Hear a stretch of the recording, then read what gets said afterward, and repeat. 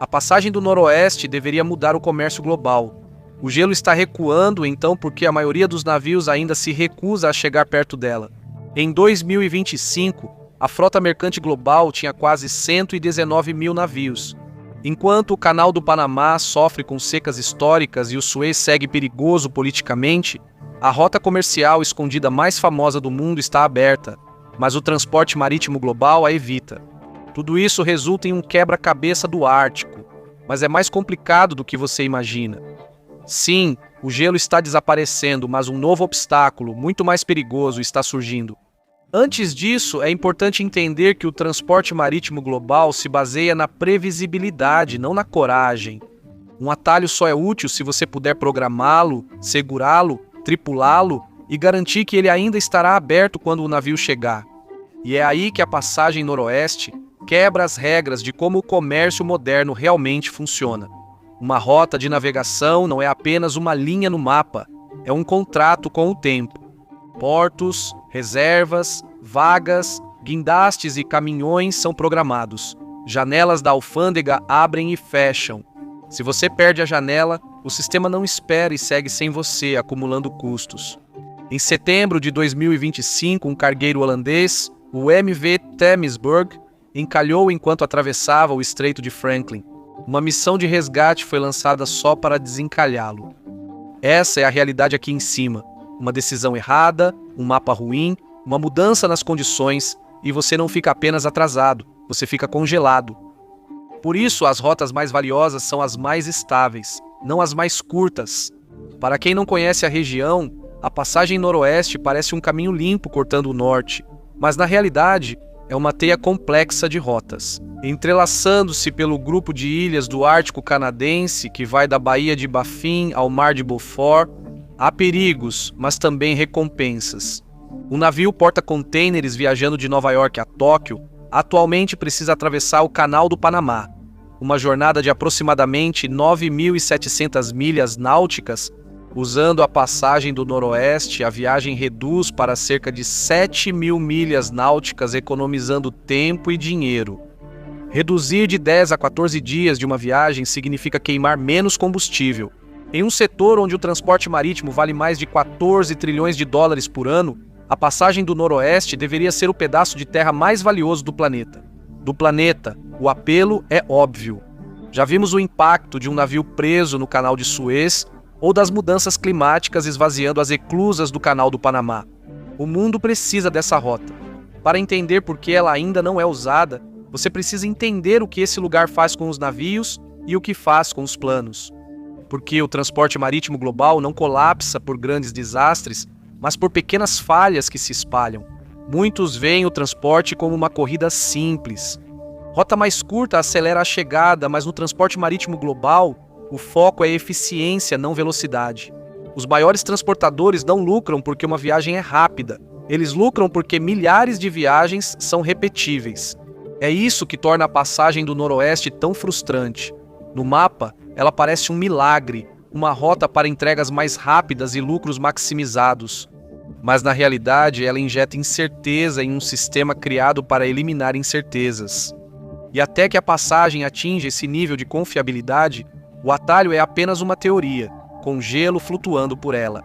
E se você gosta dessas análises profundas de geografia, não se esqueça de se inscrever no canal. É uma forma de quebrar o gelo. A busca pela passagem noroeste não começou com a ciência do clima. Começou com a ganância e a era das explorações. Em 1497, João Caboto partiu da Inglaterra, esperando encontrar uma rota ocidental para as sedas e especiarias da Ásia. Ele falhou. Nos 3 séculos seguintes, o Ártico virou o cemitério dos sonhos europeus.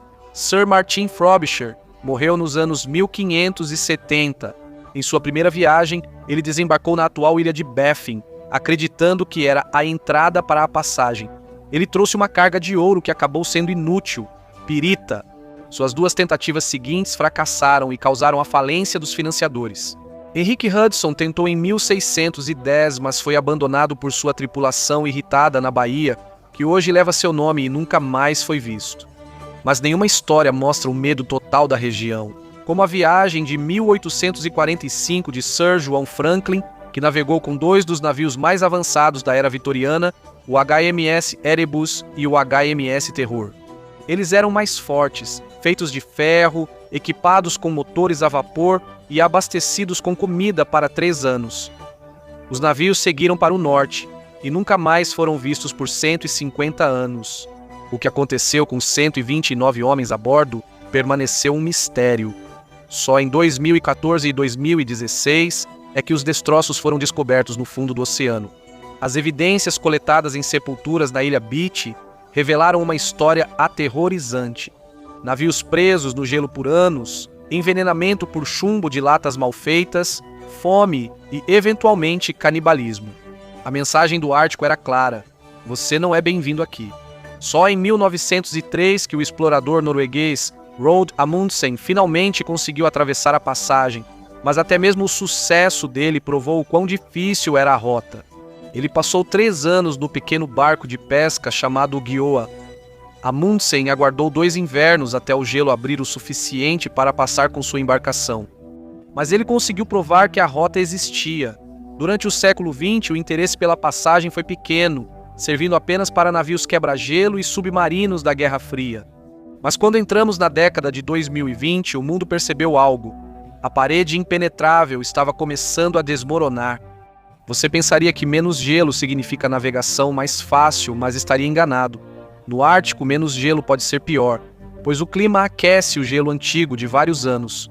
O gelo pesado e estável não simplesmente derrete, ele se quebra, e em vez de uma barreira previsível, você tem um campo móvel de perigos.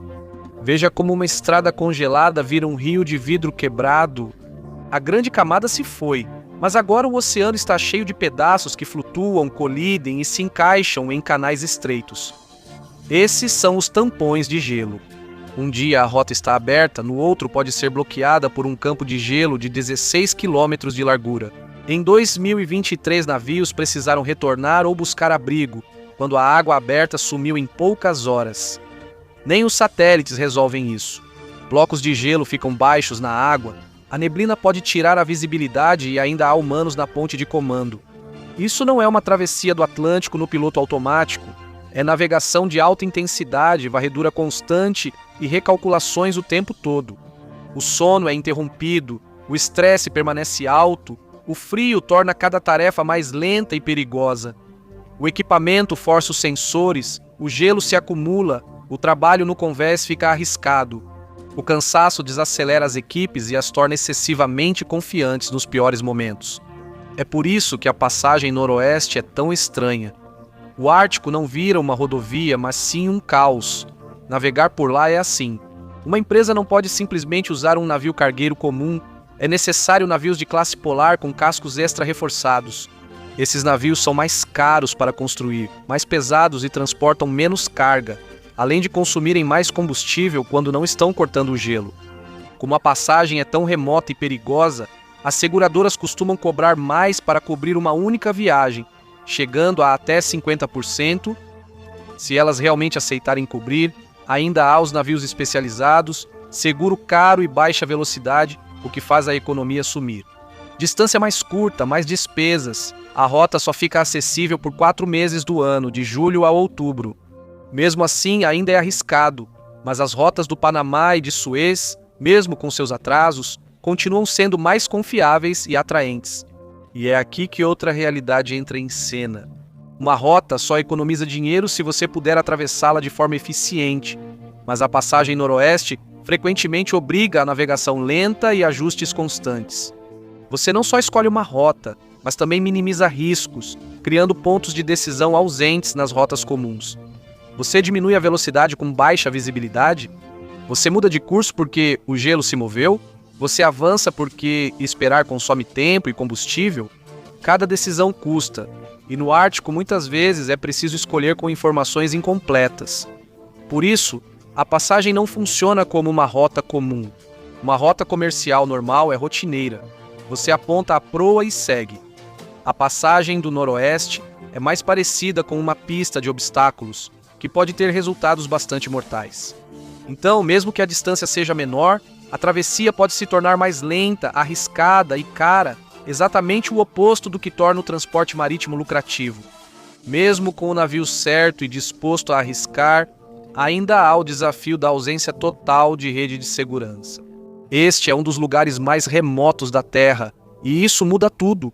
Não há portos de águas profundas aqui em cima. Projetada para um navio de 400 metros, a guarda costeira possui poucos quebra-gelos antigos espalhados por milhões de quilômetros quadrados. Se algo der errado, você não liga para o porto, pede socorro, que pode demorar dias para chegar. Se o seu motor falhar aqui, a ajuda chega em 72 horas se o tempo permitir. E nós já vimos como as coisas podem piorar rapidamente. Em 2018, o navio de cruzeiro acadêmico Yoff encalhou, e o resgate ainda demorou porque não há resposta rápida. Em um lugar tão vazio, a navegação moderna exige mais que um cais. Precisa de todo um ecossistema. Mapas confiáveis, práticos, rebocadores, combustível, guindastes, armazenamento, equipes de reparo, peças de reposição. A passagem noroeste não perde só um desses elementos, mas a maioria deles nas principais rotas. Interrupções são caras, mas são gerenciáveis. Os navios podem desviar, reabastecer em outro lugar, trocar de tripulação, descarregar a carga. O sistema absorve o impacto. Aqui, o sistema mal existe. Um pequeno problema não permanece pequeno. Uma bomba quebrada pode virar um atraso de vários dias. Uma previsão pode te prender, esperando o gelo se mover. Construir infraestrutura de verdade não é só difícil, é brutal. Permafrost, frio extremo, janelas curtas de construção e linhas de suprimento frágeis. Na maioria dos lugares, os portos crescem ao redor de uma economia.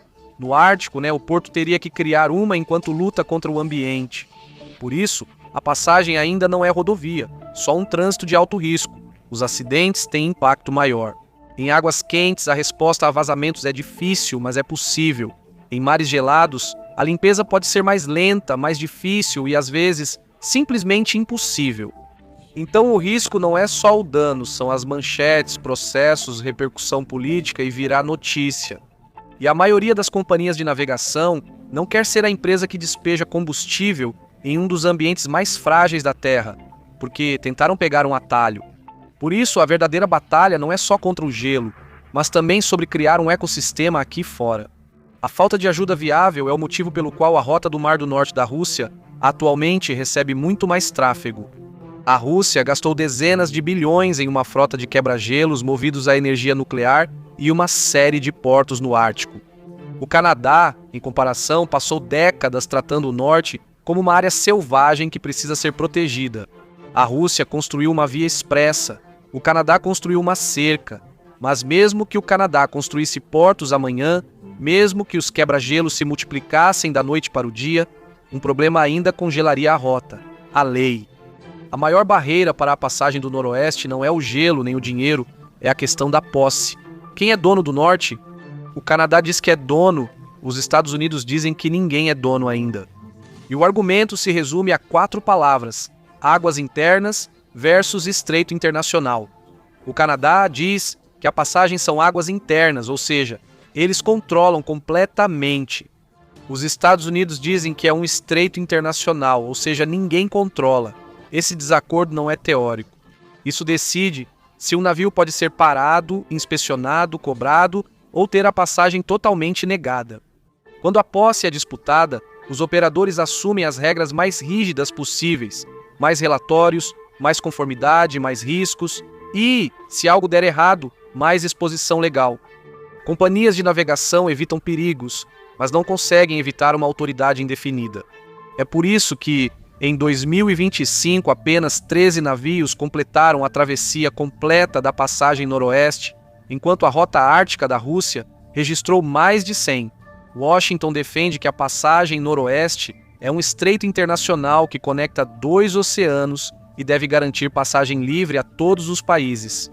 E isso inclui navios de guerra e submarinos, desde que passem sem parar para os Estados Unidos. O verdadeiro medo não é o Canadá, é o precedente.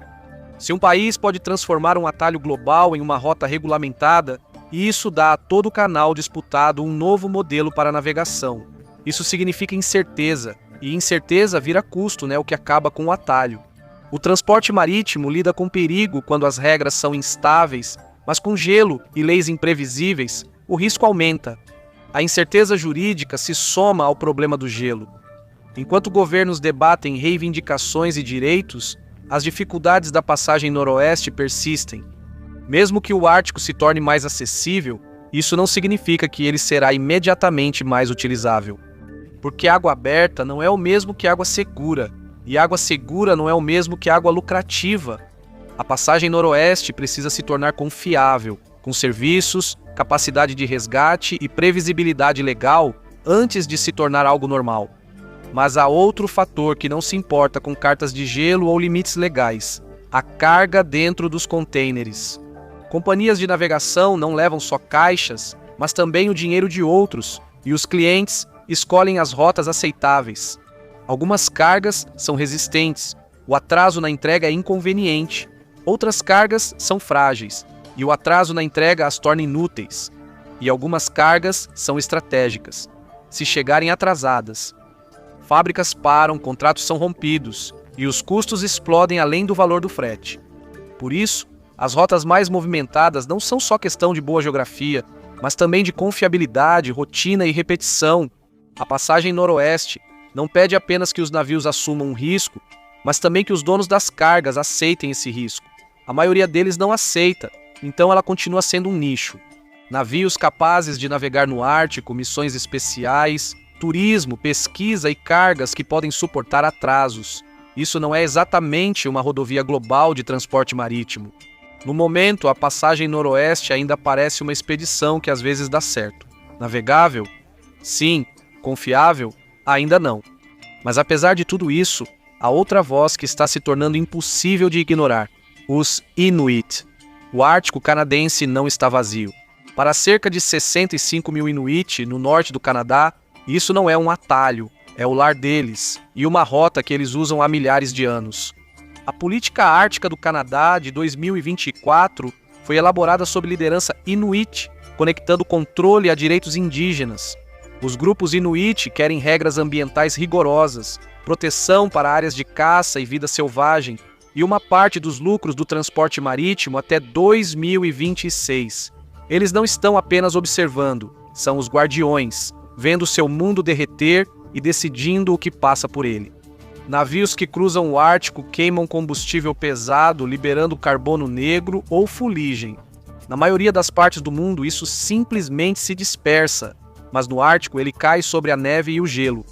Isso faz com que o gelo derreta ainda mais rápido, criando um ciclo perigoso. Mais navios levam a mais fuligem, o que leva a menos gelo, o que leva a mais navios. O Plano do Ártico do Canadá inclui algumas das regras mais rígidas do mundo para a natureza. Querem proibir combustível pesado e exigir que navios sigam regras polares rígidas. Isso implica que o transporte marítimo no Ártico terá mais conformidade, restrições de combustível, inspeções e riscos extras. Isso torna a rota ainda menos atraente para empresas que transportam cargas globais com margens de lucro mínimas. Se o Canadá estabelecer regras ambientais para o norte, também definirá as do futuro comércio mundial.